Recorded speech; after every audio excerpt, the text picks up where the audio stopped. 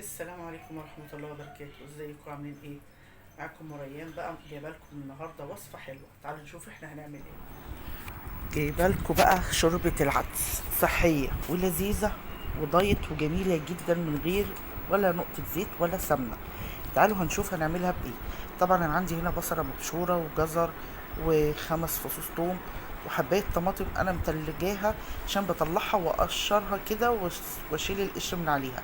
وطبعا انا نقع هنا العدس لمدة ساعة. طبعا اول حاجة هنعملها هننزل بالبصلة في الحلة. انا يا دوبك بالفرشة كده، عايزة بس الايه الحلة شوية زيت علشان بس الحلة ايه ما تتحرقش مني ولا البصلة. يا دوبك هنزل بالبصلة في الحلة واشوحها تشويحة كده لغاية ما تدبل. وبعد كده هنزل بفصوص الثوم عليها برضو ايه تاخد يعني دبلان كده معاها. الوجبة دي لذيذة فوق ما تتصوروا، جميلة جدا جدا جدا. مشبعة، أهم حاجة عندي إن هي شبعتني. آه، حلوة يعني جميلة، بتخليكي تحسي بالشبع، دي أهم حاجة عندي. آه، جربوها مش هتخسروا، وقولوا لي رأيكم لما تجربوها. ولو عايزيني اعمل اي حاجة خاصة بالرجيم قولوا لي اعملها. انا لما عملت وجبة الفراخ المشوية والبصل المشوية كانت تحفة برضو ومشبعة جدا جدا. في اكلات انت لما تاكليها تديكي شبع، هو ده المطلوب. احنا عايزين حاجة تشبعنا طول اليوم ما نحسش بالجوع، ومفيدة طبعا ومغذية ومش تعمل لنا هبوط ولا تتعبنا. هنا بعد ما شوحت بقى البصلة والثومة نزلت بايه، بثلاث معالق من العدس اللي انا ايه نقعيه. ثلاث معالق بس، هم دول طبق بتوعي انا. طبعا انا عامله للولاد والباباهم شوربه العدس الطبيعيه اللي بالسمنه البلدي اللي بالشعريه، دي انا عاملاها.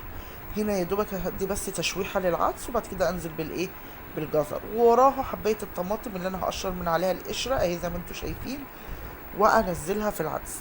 طبعا اللي وصل لغايه دلوقتي وما عملش كومنت يعمل لي كومنت حلو ودعوه حلوه بصلاح الاحوال ليا وليكوا، وقولوا لي رايكم في الاكله. ولو انتوا عايزين اي حاجه جديده اعملها لكم قولوا لي عليها. وان شاء الله اعمل لكم برضو حلو دايت باذن الله، لاني انا بقالي كتير منع سكريات، يمكن اعمل حاجه كده دايت تبقى حلوه في الايه في الرجيم. هنا بقى ايه، بعد ما احنا عملنا الحاجه وقلبناها هنجيب الميه مغليه، نحط يا دوبك عبارة عن كوبايتين من المية أو 3 كوبايات من المية، يعني 3 معالق عدس منقوع زائد 3 كوبايات مية. دي تعملك طبق شوربة لوجبة رجيم بعيش سن ببصل، بتبقى تحفة جدا جدا جدا. هنا طبعا خدت غلوتين، جبت الهاند بلندر وضربتها. آه، بتبقى حلوة. طبعا انا مستنيتهاش تبرد، انا ضربتها وهي ايه لسه سخنة. مش هنصح حد يعمل كده عشان بس الهاند بلندر العمر الافتراضي بتاعه مش يقل. بس انا كنت مستعجله الصراحه، لاني انا ببقى فتره الساعه 8 الصبح او 7 ونص الصبح، وانا في فتره الشغل دلوقتي، فهو ده اللي مخليني ان انا عايزه اكل جعانه. فمن 8 كنت عامله الاكل حوالي الساعه 4 كده، 3 ونص 4. هنا بعد ما خلصناها نرجعها للنار تاني. آه طبعا اللي عايز يتابع وصفات للرجيم وبتجيب نتيجة وبتشبع، انا اهم حاجة عندي الايام دي ان الوجبة تكون مشبعة، لاني انا ده رابع اسبوع رجيم، بقيت احس بالجوع، بقيت احس بالهفتان. فالوجبات دي لا، بتكسر الحتة دي خالص. هنا طبعا حطيناها تاني، رديناها تاني على النار. يا دوبك تغلي غلوة ونملحها ونديها الملح بتاعها، هي ملح وكمون فقط لا غير. اللي عايز يحط شطة يحط، يعني انا يعني ما حطيتش شطه، حبيتها كده طعمها حلو بالنسبه لي. انتوا هتشوفوا الطبق آه، شكله جميل، طعمها انا بدوق اهو، طعمها الملح بتاعها جميل. طبعا الاكله جميله جدا جدا جدا.